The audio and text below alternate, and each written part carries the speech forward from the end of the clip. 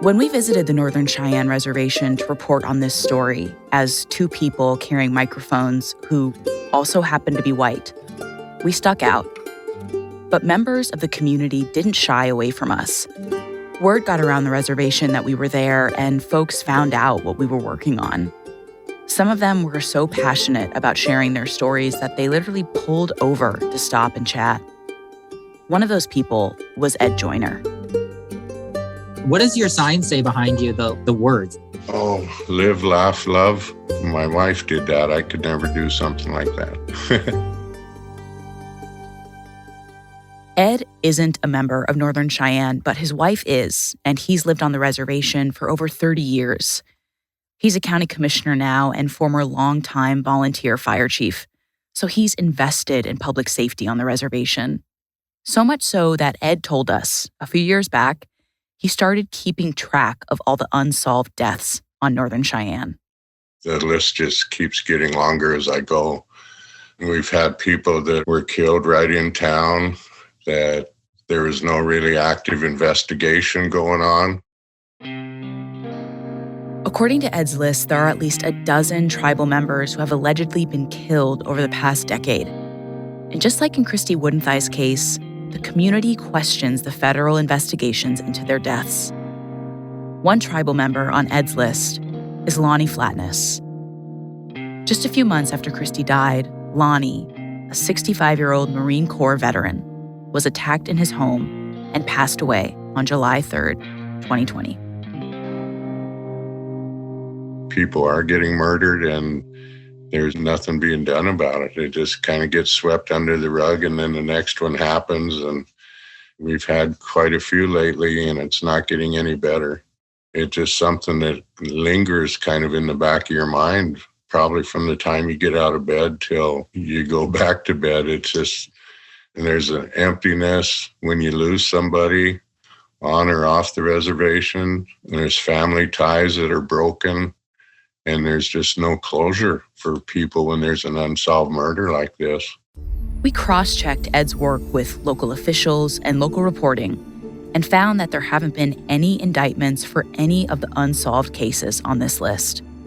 However, an FBI spokesperson told us that Lonnie's death is considered an active, ongoing case. And it just keeps going on, and the people in our communities are pretty much on edge because a lot of the people that might have committed the crime might be standing right next to you in the grocery store while you're shopping or something. It's just something that really makes the whole community on edge. Ed feels on edge himself. He told us he keeps a firearm in each of his vehicles and near every door of his house. Advocacy and public awareness of the missing and murdered Indigenous peoples crisis has grown over recent years. It's commonly referred to by the acronym MMIP. And as of 2020, there's a federally recognized day of remembrance for the crisis and its victims, May 5th. You see, May 5th was Hannah Harris's birthday. Hannah was 21 years old when she went missing in 2013 on the Northern Cheyenne Reservation. And her family took the lead on the search for her after initially feeling brushed off by the BIA. Days later, a community search party found Hannah's body. Her son was 10 months old at the time. 2 people were charged for Hannah's death. A woman was convicted of second-degree murder, and a man was convicted as an accessory. Hannah's mother, Melinda, has fought to raise awareness for cases like these in Indian country, and it was Melinda's advocacy that led to Hannah's birthday being memorialized across the country.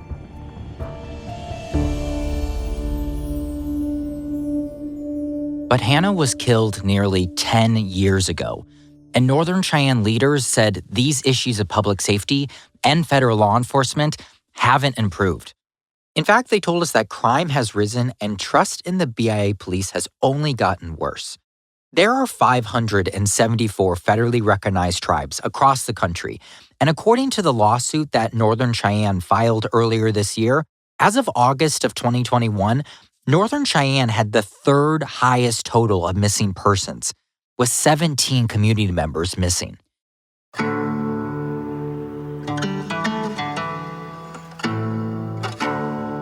But Northern Cheyenne isn't the only reservation reeling from the MMIP crisis. The lack of safety in tribal communities is an issue across the country, which is why we wanted to ask the people in charge, the top leaders in Washington, D.C., about what must be done to address the law enforcement challenges that fuel this crisis of missing and murdered Indigenous people. But when we started asking those questions, we ran into some roadblocks. But we kept digging and found that maybe there is some hope for change ahead. From CBS News, I'm Cara Cordy. And I'm Bo Erickson. And this is Missing Justice, Episode 6, Accountability.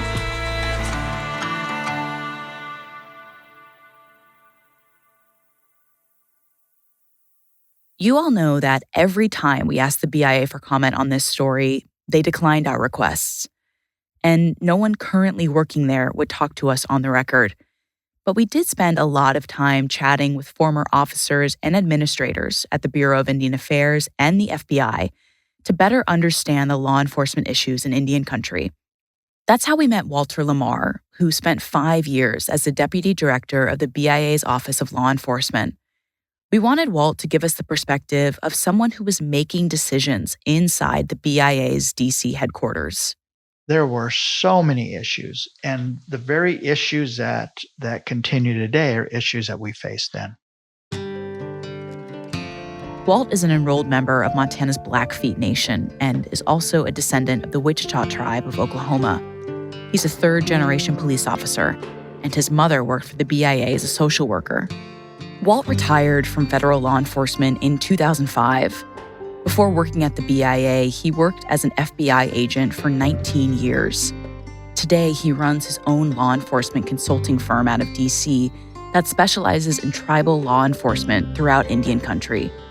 Tribes hire him to help make their communities safer.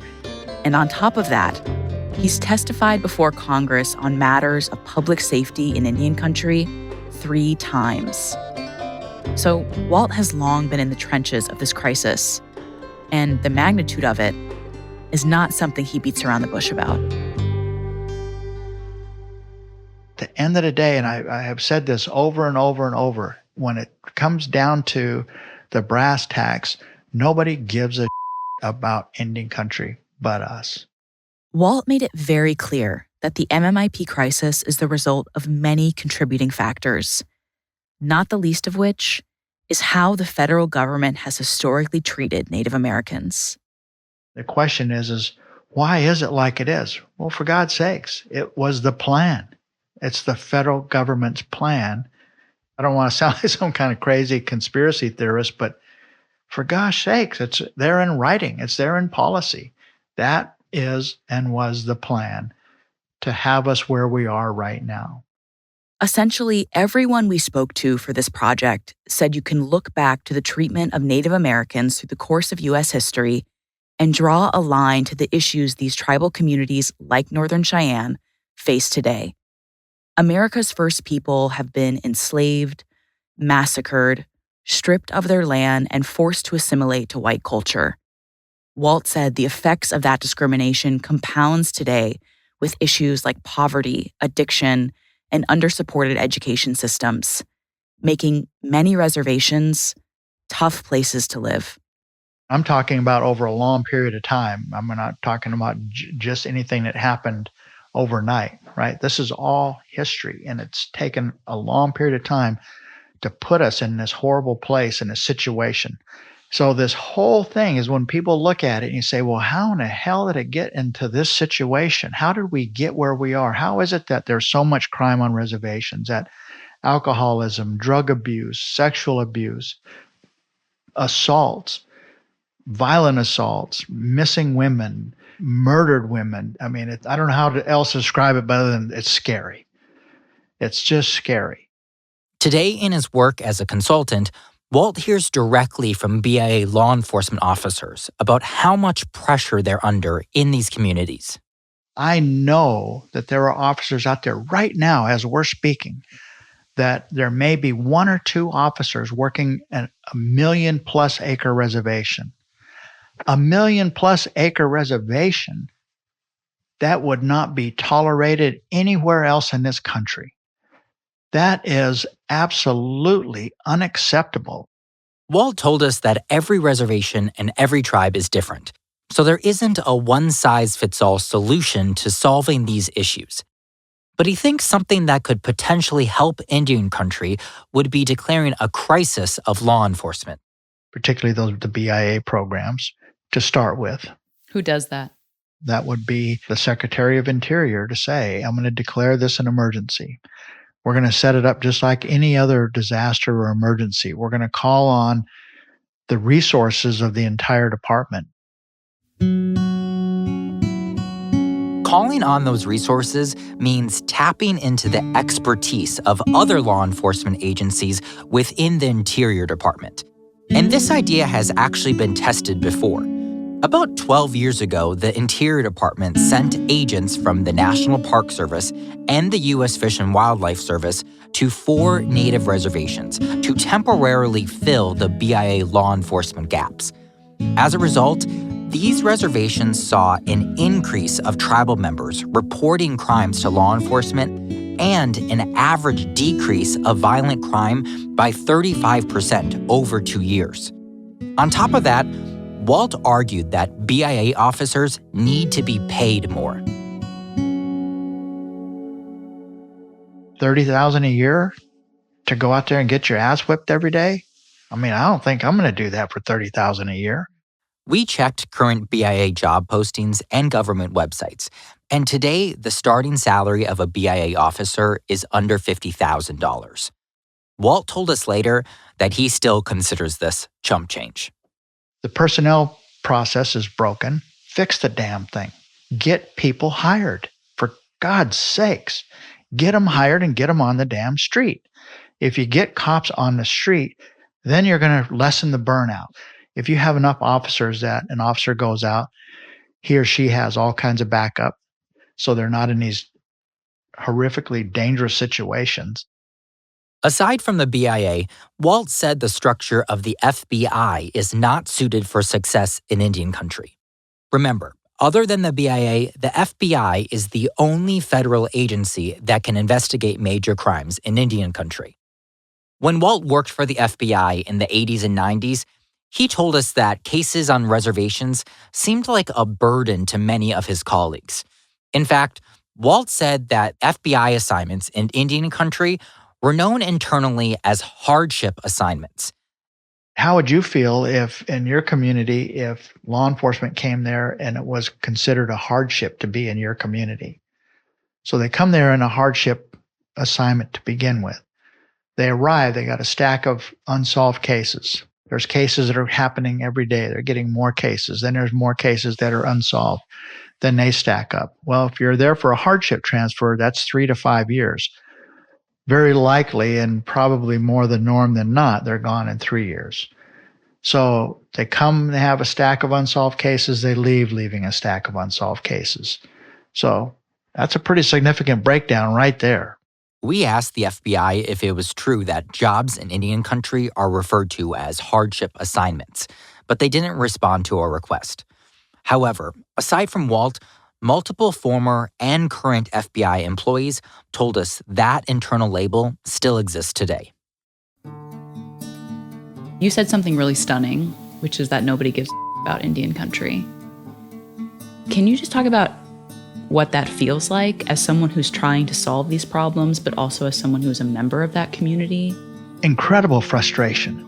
It's incredibly frustrating when you talk to people and they have not the least idea of what that means in tribal communities. They have no idea about culture. They have no idea about tradition. They have absolutely no idea about these jurisdictional complexities. So if you have no idea about something, it's hard to give a right? 21st century, and we're still having to explain who the hell we are. When people don't have an understanding who you are, where you're from, what you're all about, it's hard for them to be engaged in it and worry about it, right? So it's not necessarily racism per se, although that truly is part of the equation. But at the end of the day, it's more about just not having an awareness and understanding. Who are these people? Why should I give a about them? It goes back to stereotype, and it's, oh, they probably went off to Bismarck and got drunk. So they dismiss it as, and say, oh, they're probably off, they're Indian, they're probably off partying somewhere, and they'll come back home in a day or two or whatever. But even when there is a case that has all of the signs of some nefarious deed, something very scary going on, even in those cases, it still doesn't garner the attention of media. I hope this isn't too personal, but do you have any family that lives on reservations? Mm-hmm. Are you scared for them? Tough question. You know, my son and his family live on a reservation, and yeah, I worry. Yeah. So, you know, I've had tragedies that have occurred in our family. Yeah. So it strikes close to home. When you think about this issue of law enforcement and safety and MMIP on Native reservations, what gives you hope right now? You're shrugging. Yeah. I mean, I don't want to say that I don't have any hope, but in regards to your question, I don't have an answer for it. Do you think this is a problem that you could see solved? The MMIP crisis, do you think that is a problem you could see solved in your lifetime? Probably not. Because it's just too complicated. Could be that my inability to articulate some kind of answer to, you know, my hopefulness is because it comes from probably a brain callus, right? I have a callus on my brain because I've seen issues in our law enforcement programs that are serving tribal communities for a very long time, and those issues are still there.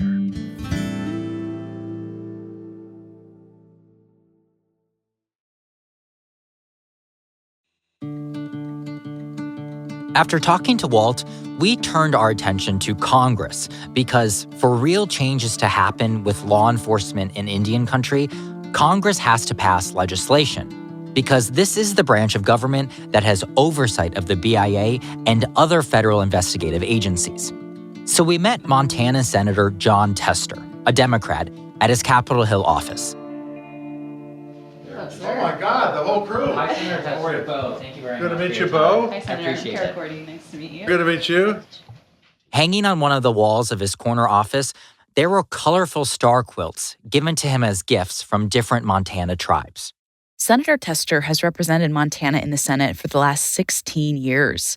He isn't Native, but over this time, tribal leaders across the state told us that Tester has earned their respect and that he is earnestly engaged with Indian country.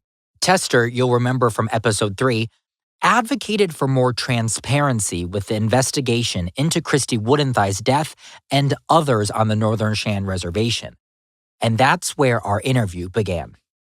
Senator Tester, we know you can't speak to the specifics of any one case, but in the story that we followed, 3 federal BIA agents, while investigating the death of Christy Woodenthy, admitted at the trial that none of them wrote a police report, none of them requested a blood draw to provide an adequate intoxication reading for the suspect, and one agent even drove the vehicle that ran Christy over and parked it outside the BIA police station where it sat unprotected.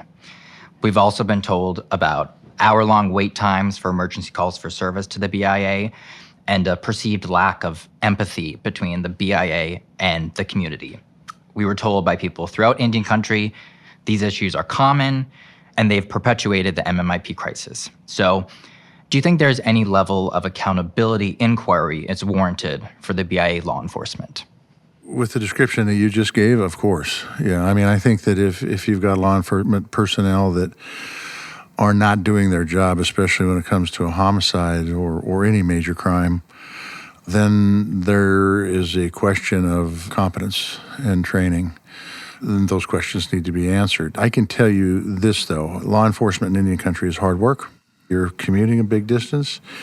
So on the law enforcement side of things, if you're, covering a reservation that is as big as many states in this country, and then you get called to a crime, you may be totally burnt. And that's when mistakes get made. Yeah, in terms of accountability, do you think that would look like an investigation into the BIA law enforcement, or how do you see that happening? So I think if we were going to do an investigation into law enforcement, the best thing to do would not be talk about one specific instance, but rather talk about law enforcement in general, particularly on the large land-based Indian tribes around this country, because that's where I think most of the problems are. And then during that hearing, you could ask questions about staffing, manpower, competency, all those things. And that would probably be pretty instructive on where we need to go next.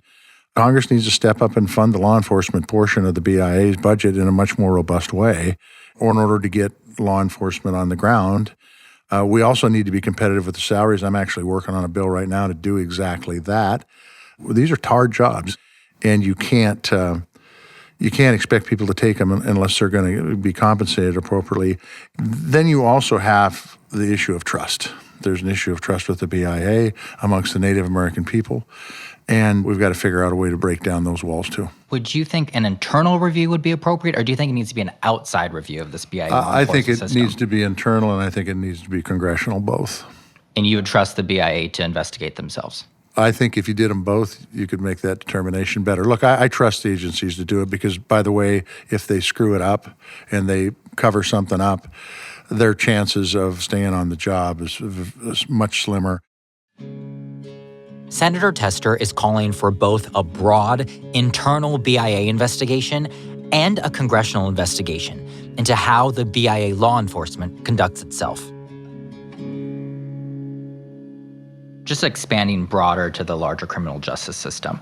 According to a recent Justice Department report, in 1 year, almost 40% of all federal Indian country cases, that's about 1,000 cases, they were declined to be prosecuted by the U.S. attorneys throughout the country. Yeah. This means that there was no justice for the victims of 73 murders that year, 373 physical assaults, and 279 sexual assaults. You are definitely aware of these prosecution declination rates. Yep. In your opinion, when you see numbers like these, what part of the criminal justice system isn't working correctly, and why do you think that is happening? Well, justice isn't being served, and if you've got a prosecutor who's declining a case, you got to talk to the prosecutors and ask why. Are they declining because they don't have the resources? Are they declining because the evidence is shoddy? Or is it some other reason? In the report, it says that the biggest reason for declining prosecutions was insufficient evidence, 64% of the cases. Solutions don't happen overnight, but the easy solution for that is get enough police officers so that they're not burnt out by the time they hit the crime scene. They can get there on a timely basis, and they know what to collect and how to move. There's another problem here, and that's jurisdiction. And I think Congress can do a better job of making sure that there is no gaps in jurisdiction or even overlaps in jurisdiction so that when the police get there, they know it's their job to do this, no questions asked. And on that effort to get more officers on the BIA force, we asked Senator Tester about the year-long wait times for background checks. I think we ought to do whatever needs to be done to reduce the red tape. And I happen to be chair of the Senate Veterans Affairs Committee, and we have been able to speed up hiring by reducing the number of hurdles it has to go through. And that has resulted in a lot more docs and nurses and janitors and everybody else being hired by the VA. We can do the same thing in every other agency, too. I think background checks are important, particularly in law enforcement, so we don't want to shortchange them. But I think there's certainly red tape out there that slows the process down that's unnecessary. Another hurdle in solving the MMIP crisis, according to Senator Tester, is that, as he put it, most people don't know about it. And he said that includes members of Congress. It's because not every state has large land-based Indian tribes in them, which is where most of the problems are. Tester told us that Senate Democrats used to get briefed on Indian country issues when two senators with larger Native populations, Heidi Heitkamp from North Dakota and Al Franken from Minnesota, were still in office.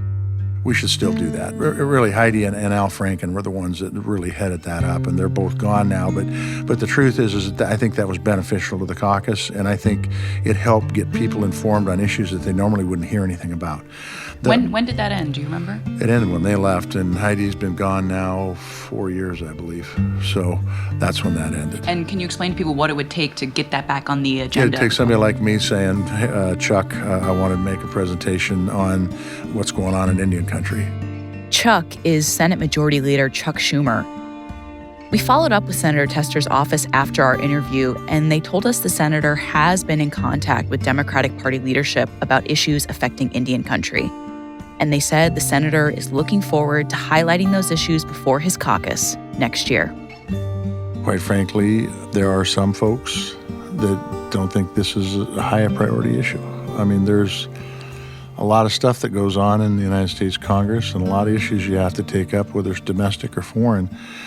I think there is an opportunity to elevate the issue, though. I think the fact that you guys are doing this helps elevate the issue. But I don't think most people understand that this is as big a problem as it is. But someone who does understand is Secretary Deb Haaland. I, Deborah Haaland. I, Deborah Haaland. Do solemnly swear. Do solemnly swear. That I will She made support history and in defend 2021. As a member of the Pueblo of Laguna, Haaland became the first ever Native American cabinet secretary. She now runs the Department of Interior, which oversees the Bureau of Indian Affairs. Last year, Haaland told CBS Evening News anchor Norah O'Donnell that addressing the missing and murdered Indigenous peoples crisis was one of her highest priorities as Interior Secretary. That's a crisis that's been happening since Europeans came to this continent 500 years ago. And I'm really excited to announce that at the Department of Interior, we will have a missing and murdered unit that will focus specifically on this crisis. In September, the Interior Department announced that the Missing and Murdered Unit had investigated 503 missing and murdered persons cases and had solved 68 missing persons cases and 5 murder cases. For that reason, we hope to sit down with Secretary Haaland for this project and get a better understanding of her connection to the crisis and what's being done at the Interior Department to address these law enforcement challenges. But Secretary Haaland's office declined to participate. So we went back to the Interior Department and asked to interview 2 other high-level officials that oversee Indian country. Brian Newland, the Assistant Secretary for Indian Affairs, and Glenn Melville, who manages the Law Enforcement Division of the BIA. But Secretary Haaland's office told us that the Interior Department, quote, didn't have anyone available for this story.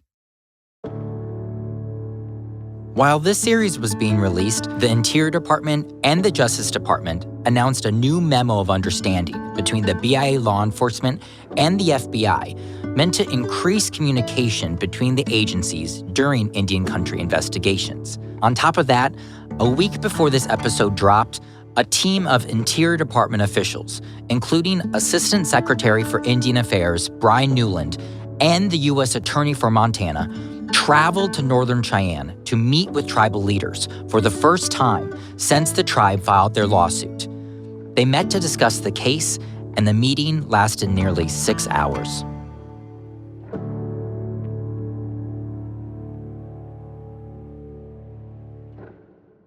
As we came to the end of our reporting, our minds still lingered on where we began, with Christy. As we write this episode, it's nearing the end of the year and Christy's birthday. She was born on Christmas Day.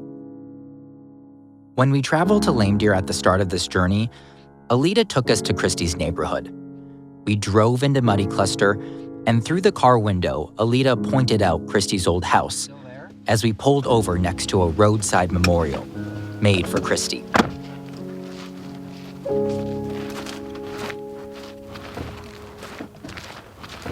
So we made a marker here where Christy was ran over, and we put a cross, or actually there's 2 crosses now, and we put flowers up here and some solar lights.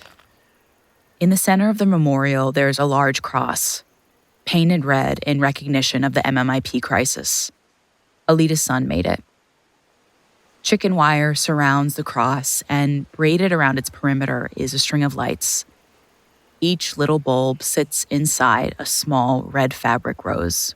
Next to that, standing about 2 feet high, there's a wooden cross carved with her name, Christy Woodenthigh, December 25th, 1986, to March 6, 2020. Beneath it, plastic praying hands sit in the dry grass, and small lanterns poke up out of the ground. Alita tells us she loves to see the memorial lit up whenever she drives by at night. At least once a month, Alita and Christy's 3 kids buy red balloons and tie them to their mom's memorial. And every Christmas, the family comes here to sing happy birthday. Happy birthday to you. Happy birthday, dear Christy. Happy birthday to you. After that, they gather around the memorial, and Christy's uncle, Joe Fox, recites a prayer in the Cheyenne language. A prayer to heal the pain that never goes away. It's just near hoot. What she is not you. Still, Austin. Ever that him. Ever to my house, I'm more near to still. One hot. But ever. The family has asked me to pray on their behalf of Christy and for all the family relatives that are mourning her tragic death, so that the hurt and pain and all that felt of her loss, and that the Creator, He'll soothe that pain for the family. And she also went home to the other side to be with her mom, her grandparents, and all the family, friends, and relatives that had went on. In a way, it's hard to interpret it, it's hard to say in English, but this is the best I could do with the prayer. Some of the words that we use in our prayer don't have English meaning, but, we pray from the heart, we pray to ease the pain.